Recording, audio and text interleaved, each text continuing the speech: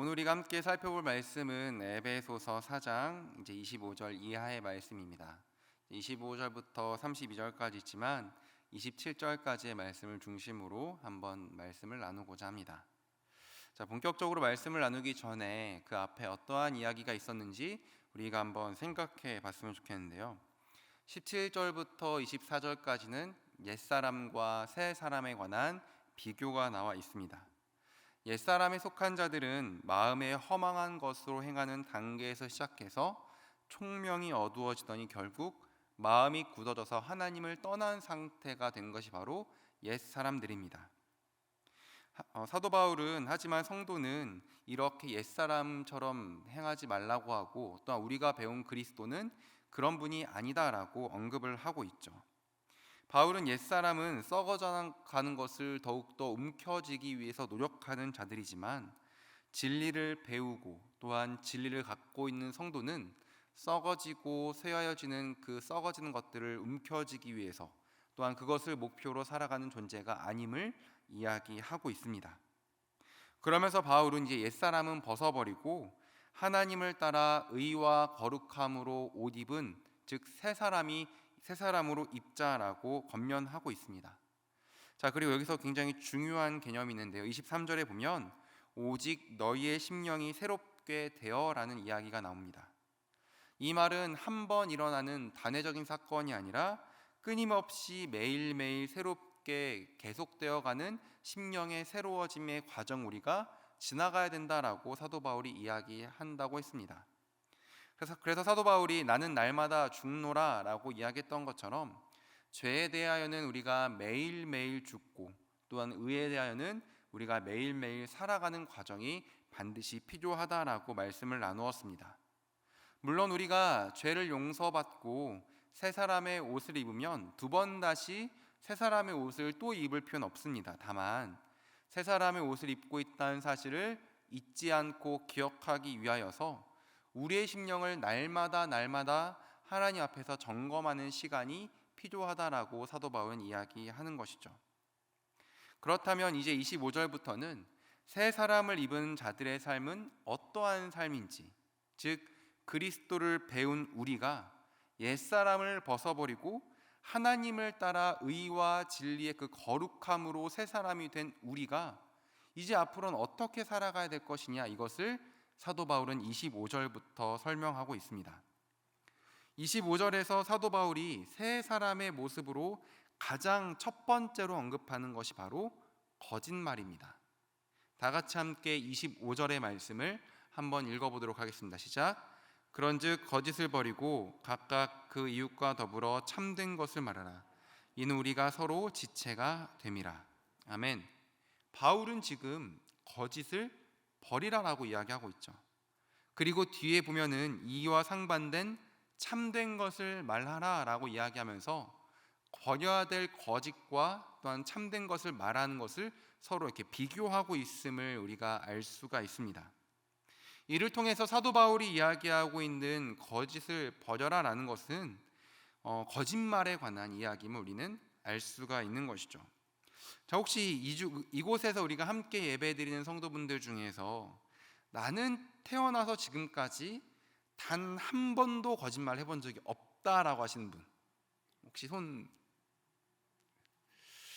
이제 갓 태어난 아기는 그럴 수 있을 것 같습니다. 하지만 아마도 여기서 나는 한 번도 거짓말 안 했습니다라고 말하는 그 말이 바로 거짓말이죠. 그만큼 거짓말은 우리와 굉장히 친숙하고 어쩌면 익숙한 부분입니다. 그만큼 거짓말은 우리가 늘상 사용하기도 하면서 동시에 놀랄 만큼 본능적으로 나를 변호하기 위해서, 또 어떤 상황에 대처하기 위해서 거짓말이 습관적으로 터져 나오죠. 이렇게 우리와 친숙한 거짓말은 그 의도 자체가 원래 남을 속이는 것입니다. 내 마음과 생각에 있는 것을 상대방에게 다르게 왜곡해서 전달한다든지 전혀 다른 것을 전달하는 것이 바로 거짓말이죠. 남을 속이는 것이 거짓말이기 때문에 아마 어린 아이들에게 거짓말은 좋은 거야 나쁜 거야 라고 물어보면 거의 다 아마도 거짓말은 나쁜 거라고 이야기할 겁니다. 자, 그런데 여러분, 과연 거짓말은 언제 어디서나 나쁜 것일까요? 저는 고향이 대전입니다. 대학에 진학하기 전까지 계속 대전에서 살았습니다. 친할머니 댁은 충남 서천이었는데 아무래도 다른 친척들은 다 수도권에 이렇게 살고 있다 보니까 대전이 지리적으로 가까워서 논번기가 되면은 자주 우리 가족이 이제 시골에 가게 되었습니다. 하루는 주말이었는데 아버지께서 밭에 약을 줘야 된다고 저랑 단둘이 당일치기로 좀 할머니 댁쯤 다녀오자라고 말씀하셨습니다. 저는 순순히 따라 나섰습니다. 할머니 댁에 간다는 즐거움도 있었지만 동시에 오가는 길 중간에 꼭 슈퍼에 들려서 비닐봉지 한가득 먹고 싶은 과자를 살 수가 있었거든요. 그래서 아버지를 따라 이렇게 순순히 나갔는데 평소처럼 과자를 이제 먹고 싶은 거를 잔뜩 골라가지고 이제 조수석에서 먹고 있었습니다. 지금 기억하기로는 이렇게 프링글스라는 감자 칩을 샀던 것 같은데요. 평소에는 잘 먹지 못한 거였기 때문에 이럴 때가 아니면 이제 먹을 수가 없던 그런 과자였죠. 운전하시는 아버지 입에 몇 개 넣어드렸는데 한 두세 개 정도 드신 다음에는 안 먹을란다, 됐다, 너 먹어라, 이렇게 하시는 겁니다. 그래서 저는 뒤도 안 돌아보고 두 번 다시 안 물어보고 다 먹었습니다. 과자를 다 먹고 이제 계속 가는 길에 제가 여쭤봤어요. 왜 과자를 안 드시냐고. 저희 아버지께서는 군것질을 되게 좋아하셨거든요. 그래서 군것질 좋아하시는데 왜 안 드세요? 라고 물어봤더니 그제서야 아버지께서 하시는 말씀이, 아들이 그렇게 맛있게 먹고 있는데 어떻게 아빠가 그것을 같이 뺏어 먹겠냐? 라고 이야기를 하시더라고요. 그때도 어렴풋이 그 말을 듣고 아빠의 마음은 이런 거구나를 알았지만 이제 결혼하고 나서 좀 더 그 마음을 더 알게 되는 것 같습니다. 나를 위한 마음에 아버지께서 나한테 안 드시겠다라고 하신 거구나, 괜찮다라고 하신 거구나. 자, 그런데 엄밀하게 따지면 아버지는 저에게 거짓말을 한 겁니다. 만약에 모든 거짓말이 다 나쁘다라고 이야기하면 아버지께서는 저를 속인 거니까 나쁜 행동을 한 것이죠. 하지만 여기는 그 어느 누구도 그때 아버지의 그 부정을 가지고 거짓말이었으니까 어떻게 아들한테 그렇게 못된 행동을 할 수 있냐, 이렇게 말씀하실 분은 한 분도 없다라고 생각됩니다. 오히려 아들을 향한 사랑이 담겨져 있었고 어떻게 보면은 부자의 관계를 더욱더 끈끈하게 만드는 아버지의 거짓말이었죠. 즉, 거짓말은 항상 모든 순간에 나쁜 것은 아니라는 겁니다. 거짓말이 기본적으로 상대를 속이는 것에 목적이 있지만 어떤 상황에서 어떠한 이유로 사용되느냐에 따라서 그 거짓말은 때로는 용납되기도 한다는 것이죠. 자, 그렇다면 바울이 오늘 본문에서 벌이라고 말하는 거짓말은 도대체 무엇일까요? 아니, 정확히 말하면은 어떤 결과를 야기할 수 있는 거짓말을 벌이라고 하는 걸까요? 제가 앞서 말한 아버지의 거짓말이 아들을 향한 사랑에서 나온 거짓말이었다면 바울이 여기서 말하는 거짓말은 분명 사랑에서 나오는 거짓말은 아닐 거라고 생각됩니다. 25절의 말씀을 한번 보면 에베소서 전체에서 굉장히 중요하게 사용되는 단어가 등장합니다. 바로 이웃과 지체라는 단어인데요. 이 단어들이 중요한 이유는 바울이 에베소서에서 하나된 교회를 강조하고 있기 때문입니다. 에베소서 2장 후반부에서도 성도들이 예수 그리스도 안에서 서로 연결되어 함께 성전으로 지어간다라고 표현을 하고, 또한 4장 3절에서는 서로 용납하여 성령이 하나 되게 하신 것을 너희가 힘써 지켜야 된다라고까지 이야기합니다. 이처럼 사도 바울이 에베소서를 통해 전하고자 하는 굉장히 중요한 메시지 중 하나가 바로 하나된 교회 공동체입니다. 그것도 일반 사교 집단이나 어떤 친목 활동이 아니라 성령을 통해 새 사람을 입은 자들이 모여있는 그 성도의 하나됨을 에베소서는 강조하고 있죠. 자, 그런데 이 하나된 성도, 그 다음에 이 하나된 서로의 관계를 깨트리기 가장 쉬운 것으로 사도 바울이 무엇을 이야기하고 있냐면 바로 거짓말을 이야기하고 있다는 겁니다. 서로의 관계를 깨트리고 서로의 하나됨을 깨트리는 그 작은 균열, 새 사람을 입은 자들이 가장 먼저 경계해야 되고 가장 먼저 버려야 할 1순위가 바로 이웃을 분열시키는 거짓말이라는 겁니다. 자, 그런데 우리가 한번 생각을 해봐야 됩니다. 왜 사도 바울은 이 거짓말을 가장 처음으로 언급한 것일까? 수많은 죄악들이 있지 않습니까? 뭐 이기심도 있을 수 있고, 도둑질도 있을 수 있고, 뭐 탐심도 있을 수 있고, 서로 간에 다툼도 있을 수가 있습니다. 왜 많고 많은 그 죄악들 중에 세 사람을 입은 사람이 가장 먼저 버려야 할 것으로 이 사도 바울은 거짓된 것을 이야기하고 있는 것일까요? 곰곰이 생각해 보면 인류 최초의 범죄에서 그 출발점에 이 거짓말이 있기 때문입니다. 우리 아담과 하와를 한번 생각해 봅시다. 하나님께서 창조하신 첫 번째 사람이죠.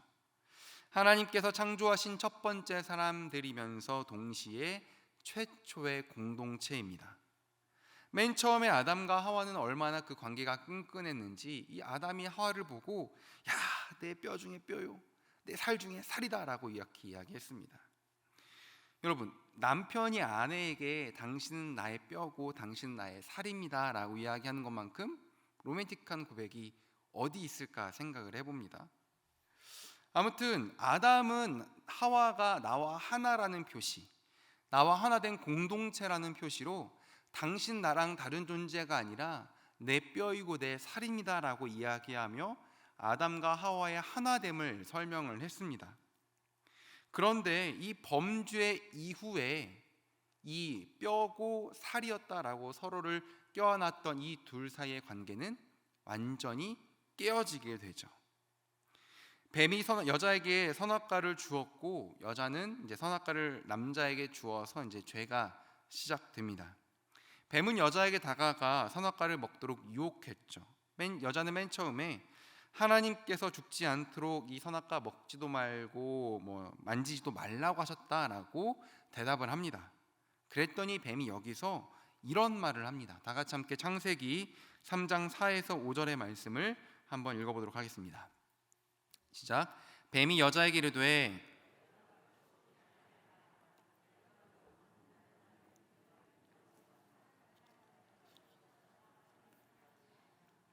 아멘. 뱀이 말하는 겁니다. 절대 안 죽는다.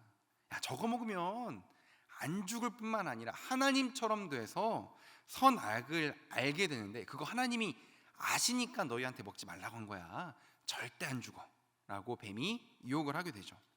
하지만 하나님께서는 이렇게 말씀하신 적이 단 한 번도 없으십니다. 뱀이 거짓말을 한 거죠. 하나님께서는 선악과를 먹으면 반드시 죽는다라고 하셨지 절대 죽지 않는다라고 말씀하신 적이 없다라는 겁니다. 이 거짓말로 인해 여자는 유혹에 넘어갔고 아담도 똑같이 넘어가서 선악과를 먹게 됩니다. 이후 하나님의 준엄한 목소리, 심판이 들렸을 때 아담은 여자에게 책임을 돌렸고 여자는 뱀에게 책임을 돌리게 되죠. 여러분, 책임을 서로에게 돌린다, 너 때문이야 라고 하는 것은 관계가 깨어지는 가장 대표적인 현상이죠.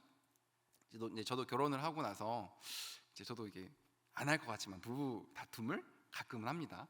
가끔 하는데 이제 쓰레기를 이제 치워야 되는데 딱 보니까 거기 그 자리에 그대로 있는 거예요. 그러면은 이거 좀 이제 치워야 되지 않을까라는 마음을 가지고 이제 아내한테 가서 이야기합니다. 먹은 것 좀 버렸으면 좋겠다라고 이야기하면 아내가 이제 하는 말이 당신도 그렇지 않냐? 라고 하면 이제 그때부터 뭐가 되는 겁니까? 싸우기 시작하는 겁니다. 그 서로 간의 연합을 방해하는 가장 대표적인 현상은 바로 서로를 탓하는 것인데 지금 아담과 하와는 맨 처음에는 내 뼈 중에 뼈요 살 중에 살이다라고 연합을 자랑했지만 하나됨을 자랑했지만 거짓말로 인해 죄가 들어온 이후에는 네 탓이다라고 손가락질하며 완전히 관계가 깨어졌음을 보여주고 있죠. 그렇기에 거짓말은 그 죄의 출발점에 있었던 것이고 관계의 파탄을 야기한 주범이라고도 생각할 수 있습니다.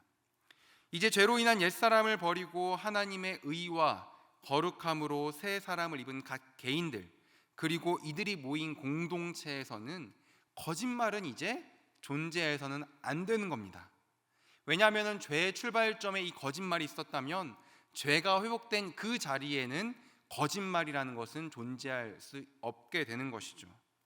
그렇게 사도 바울은 4장 22절에서 옛사람을 벗어버리라라고 이야기했을 때 단어를 그대로 가져와서 거짓을 벗어버리라라고 똑같이 강조해서 이야기하고 있는 겁니다. 그리고 바울은 거짓 대신에 각각 그 이웃과 더불어 참된 것, 거짓이 없는 것을 서로 말하라고 권면합니다. 새 사람을 입은 성도가 각각 자기 자신의 자리에 있으면서 옆에 있는 이웃들과 참된 것을 말하라라고 바울이 권면하는데요. 자, 그런데 이때도 앞서 거짓말의 경우에서와 같이 거짓 없이 언제나 참된 것만을 쏟아낸다고 해서 그것이 다 용인되는 것은 아닌 것 같습니다. 바로 하나의 지향점, 하나의 울타리를 우리가 갖고 있어야 된다는 이야기인데요. 무슨 말이냐면 제 얘기를 예로 들려고 하는데요. 지난 교회에서 똑같이 이제 고등부 아이들을 섬겼습니다. 세례입교가 있어서 신청자를 받아서 이제 2주간 교육을 시켰고 문답까지 통과를 해서 이제 본당에서 대예배 시간에 입교식이 진행될 예정이었죠. 한 남학생이 있었는데 그 당시에 제가 판단하고 생각했을 때는 조금 껄렁껄렁한 친구였습니다. 소위 일진 그룹에 속한 아이였습니다. 물론 모태신앙으로 교회에서 오랜 시간 있었고 이제 오랫동안 관계와 함께 맺어왔긴 했지만 그래도 이제 중학교 이제 좀 넘어가고 고등학교 때부터 제 일진 그룹에 속한 이제 친구였는데 뭐 일단 입교 문답도 다 통과했으니까 당일에 이제 입교식에 와야 되는데 입교실 당일에 오라는 시간에도 도통 연락도 안 받고 겨우 어떻게 연락해서 예배 시작 전에 이렇게 만나긴 했는데 이게 복장을 보니까 이게 말이 안 나는 겁니다. 맨발에 쪼리를 신고 왔고 딱 달라붙는 반바지에다가 왜 이렇게 그 유행이 있나 봐요. 이렇게 딱 달라붙는 게 반팔 티를 입고 왔는지 거기다가 가방 같은 거 이렇게 하나 옆에 들고 모자를 삐딱하게 쓰고 왔는데 담배 냄새까지 풍기는 상황이었죠. 제가 생각했을 때, 제가 판단했을 때는 야, 너는 입교받을 자격이 안 된다라고 생각했습니다. 야, 하나님 앞에 우리가 믿음으로 결단해서 입교를 하는 게 얼마나 영광스럽고 복된 것인데 내가 너를 판단했을 때는 이런 복장과 입교를 대한 이런 태도를 보니까 도무지 너는 입교할 지금 준비가 안 돼 있다라고 이야기를 해서 밖에 데리고 가서 엄청 혼냈습니다. 제가 그때 지금도 저는 그때 제가 틀린 말은 하나도 하지 않았다고 생각합니다. 신앙의 이름으로 너의 행동과 복장, 그다음 이 태도가 어디서부터 얼마큼 잘못되었는지, 왜 입교를 받으면 안 되는 상황인지를 가감없이 올바른 말만 골라서 전했습니다. 결국 그 아이는 우여곡절 끝에 다음에 이제 입교를 받았고, 이제 시간이 지나고 그 사건이 잊혀져 갈 때쯤에 문득 제 마음에 계속 그때 일 때문에 불편함이 떠오르는 겁니다. 내가 왜 이렇게 불편하지를 곰곰이 생각해 보니까 오늘 본문의 표현을 빌려 얘기하자면 저는 그 아이를 교회의 지체라고 생각하지 않았습니다. 분명히 교회에 다니는 아이고 고등부에 출석하는 아이입니다. 뜨문뜨문 오긴 하지만 함께 예배를 드리고 어릴 적부터 알던 친구였습니다. 그러나 제가 그 아이를 향해 올바른 말만 쏟아냈다라고 생각했을 때 저는 그 친구를 단 한 번도 지체라고 생각하지 않은 채 옳은 말만 했습니다. 지체라는 것이 우리의 몸을 빗댄 바울의 표현이잖아요. 지체라는 것은 서로가 서로에게 도움을 주는 관계입니다.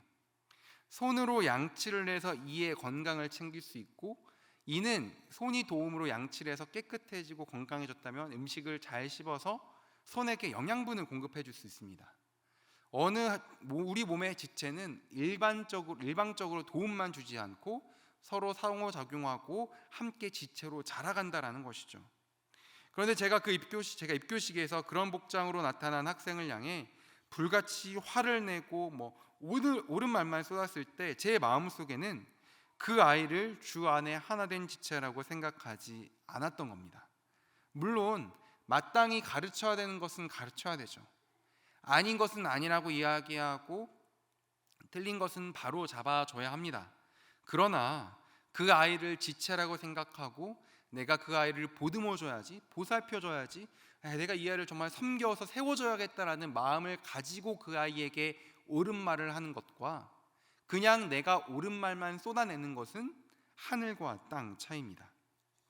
따라서 25절에서 거짓을 버리고 이웃과 참된 것을 말하라 라는 세 사람의 첫 번째 모습은 참된 말, 옳은 말, 진리의 말을 할지라도 한 공동체 안에서 서로가 서로를 세워주고 보듬어주는 그 커다란 울타리 안에서 옳은 말을 권면해야 되는 겁니다.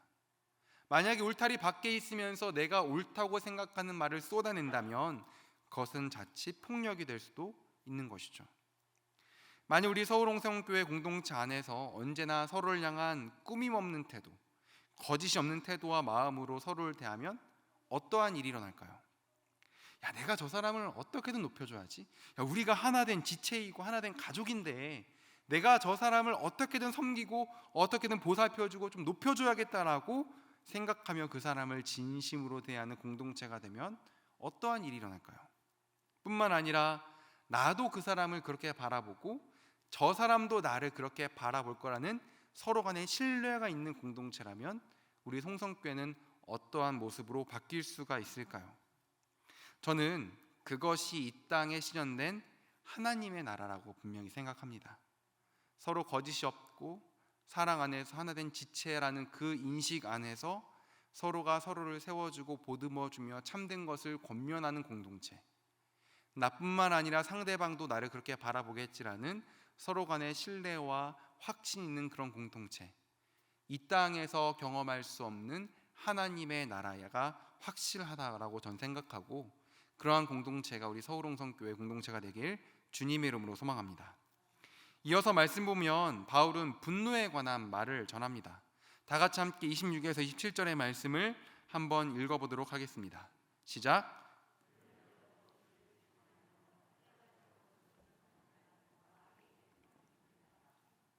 아멘. 말씀을 자세히 보면 바울은 지금 분노 그 자체를 금하고 있지는 않습니다. 앞서 거짓은 다 버리라고 단호하게 이야기했지만 이번에는 그 분을 버리라고는 하지 않습니다. 게다가 영어 번역본 그 원문에는 분을 내라라고 이야기합니다. 분을 내라, 그리고 죄를 짓지 말라라고 이렇게 이야기하죠. 바울은 분명하게 그 분노라는 감정을 인정하고 있고 허용하고 있는 것처럼 보입니다. 분노는 당연한 감정이죠. 만약 그 어떤 것에서 우리가 분노하지 않는다면 어떻게 될까요?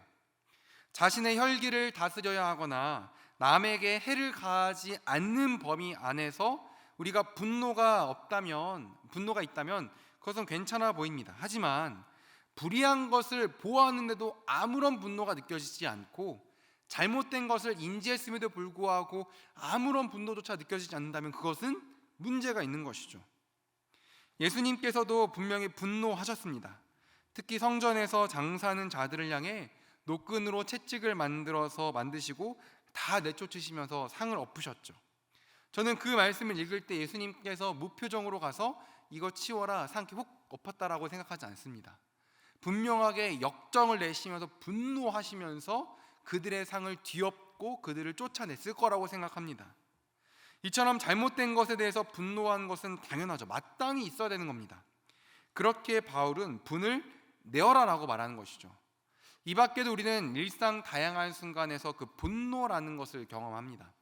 그것이 정당한 분노든 아니면 그렇지 않은 분노이든 분노라는 것은 우리에게 굉장히 익숙한 감정이죠. 하지만 문제는 이 분노라는 감정이 죄를 짓는 것과 연결되었을 때 문제가 발생하고 이 분노가 좀처럼 사그라지지 않고 그 사람을 지배할 때 문제가 발생하게 되는 것입니다. 자, 여기서 한 가지 질문을 던져보려고 하는데요.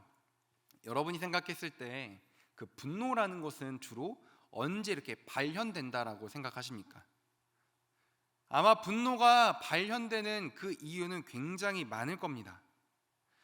물론 최근에는 이유 없이 분노를 막 표출하는 분노 조절 장애라는 질병도 있고 또한 여러 가지 정신 질환들이 있긴 하지만 정상적인 상황 가운데서 많은 경우에는 분노가 내가 받아야 되는데 받지 못했다라고 생각한 것 때문에 분노가 일어날 때가 많습니다.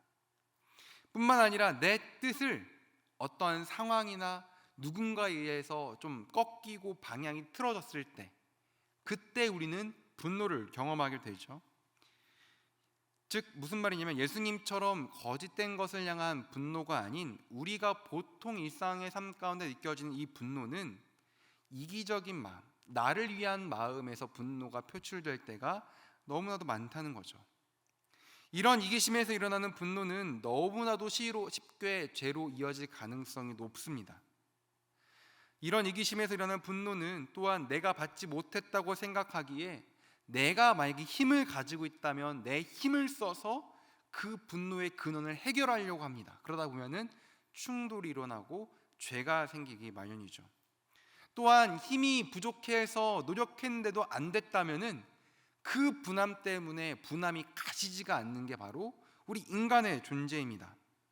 물론 이기적인 마음이 아닌 마땅히 받아야 할 것을 받지 못해서 생겨나는 분노도 있죠. 예를 들어 열심히 일했는데 임금을 받지 못했다. 법과 원칙을 잘 따르는데 부정한 방법을 사용한 누군가로 인해 빼앗겼다. 이럴 때는 우리가 분노가 일어날 수도 있습니다. 하지만 그 분노가 정당한 분노이든 혹은 이기심에서 발현된 분노이든 나아가서 심지어 거룩한 이유에서 출발한 분노이든 간에 그것이 분노라는 것 자체가 통제를 받지 않는다면 우리는 얼마든지 모든 분노를 죄와 연결시킬 수 있고 그 죄가 나를 통제하고 지배할 수 있게 우리는 내어줄 수 있는 것이 우리라는 존재입니다. 또한 그래서 사도 바울은 분노를 인정은 하긴 하지만 죄는 짓지 말라, 또한 해가 지나도록 죄를 품지 말라라고 분명하게 그 한계를 정해놓고 있는 것입니다. 자, 여기서 사도 바울이 해가 지도록 분을 품지 말라고 해서 해가 떠 있을 때만 내가 화내야겠다 그렇게 생각하라는 말은 절대 아니죠. 사도 바울이 말하고 있는 그 해가 지도록 분을 품지 말라라는 이야기는 분을 품고 있는 시간이라는 것은 분명한 제약이 필요하고 분명한 통제가 필요하다라고 사도 바울은 이야기하고 있는 겁니다. 그 분노를 오랜 시간 다스리지 못하여서 그 분노가 나를 지배하게 만들어서는 안 된다라고 사도 바울은 이야기하고 있고, 새 사람이라면 하나님의 의와 진리의 거룩함으로 새 사람의 옷을 입은 사람이라면 분노에게 나 자신의 통제권을 내어줘서는 안 되고 분노라는 통제권을 자기가 갖고 있어야 된다라고 사도 바울은 이야기하고 있는 거죠.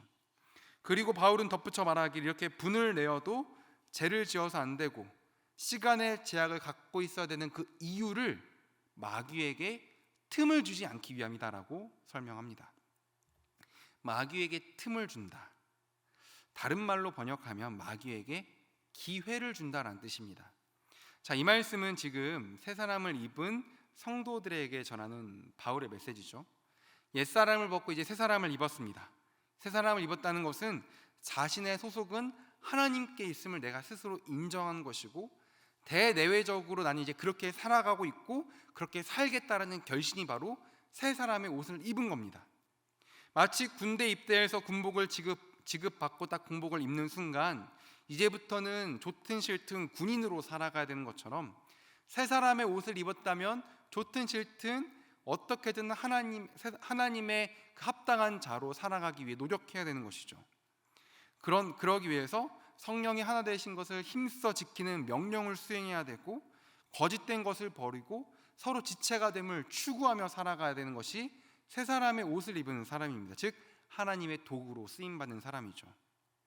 그런데 자신에게 찾아온 분노가 어떤 종류의 분노이든 간에 그것을 만약에 죄와 떨어뜨리지 못하고 자신의 통제권을 분노에게 속절없이 넘겨준다면 이제 하나님의 도구가 아닌 개인의 삶을 파괴뿐만 아니라 공동체의 편의까지도 깨트릴 수 있는 마귀의 도구로 사용될 수 있다라고 사도 바울은 이야기하는 겁니다. 그렇게 사도 바울은 분노에 대한 분명한 통제권을 갖고 있어야 된다라고 이야기하고 분노에 대해서 명확하게 죄와 연결해서는 안 된다라고 이야기하고 있는 것이죠. 야고보서 1장 19절에는 야고보는 성내기를 더디하라라고 이야기합니다. 분노를 천천히 하라는 말은 내가 화를 내려고 하는데 막 빠르게 막 쏟아내는 것이 아니라 천천히 쏟아내라는 말이 아닙니다. 성내기를 더디하라는 말은 분노에 대한 통제권을 갖고 있으라는 얘기죠. 이후 야고보는 이렇게 이야기합니다. 야고보서 1장 20절의 말씀입니다. 함께 읽습니다. 시작. 사람이 성내는 것이 사람의 의를 이루지 못함이라. 아멘. 20절 맨 앞에는 왜냐하면이라는 단어가 생략되어 있는데요, 이런 말이 됩니다. 분노에 대한 통제권을 갖고 있어야 되는 그 이유는 사람이 분노하고 성내는 것이 하나님의 의를 이루지 못하기 때문에 분노에 대한 통제권을 갖고 있어야 된다라고 야고보도 이야기하고 있는 것이죠. 그리스도인이 분노에 대한 통제권을 상실해 버린다면 자기가 내뿜는 분노로는 절대로 하나님의 의를 이룰 수가 없는 것입니다. 그것이 아무리 의롭고 거룩한 분노라고 할지라도, 아니면은 이기심에서 나오는 분노라고 할지라도, 정당한 사유가 있어서 나오는 분노라고 할지라도, 분노를 죄와 연결시키는 것을 끊어버리지 않는다면, 그 분노가 나를 집어삼키는 것에 내가 그것을 막지 않는다면 나는 얼마든지 마귀에게 기회를 주는 존재로 변할 수가 있다는 것이죠. 분노를 경험해 본 입장에서는 정말 쉬운 일은 아닙니다. 내가 분노의 감정에 휩싸일 때 잠깐 하나님 앞에서 내 자신을 살펴봐야지 아무리 다짐을 해도 그 분노가 일어나는 상황 가운데서 그 분노를 컨트롤하고 죄를 짓지 않기 위해 절제를 하고 해가 지도록 분노를 품지 않는 이 역할을 수행하는 것은 굉장히 어려운 일입니다. 하지만 우리는 해야 되는 일이죠. 사도 바울은 여기서 개인 수양하지 할 것을 이야기하는 것이 아닙니다. 개인의 덕을 쌓아라, 네가 분노를 좀 다스려서 참을 일을 좀 많이 새겨라, 그럼 네가 훌륭한 사람 될 것이다, 이렇게 말하지 않습니다. 사도 바울은 나의 분노가 마귀에게 기회가 되지 않기 위해, 나의 분노가 자칫 하나님의 의를 회방하지 않기 위해 나의 분노를 살펴봐야 된다라고 사도 바울은 이야기하는 것이죠. 이건 저와 여러분 모두에게 하는 권면인데, 소망한 건데, 분노란 우리의 감정이 올라올 때 성령의 도우심을 통해 마귀가 생각나게 하시고 하나님의 의가 생각나는 여러분들에게 소망합니다.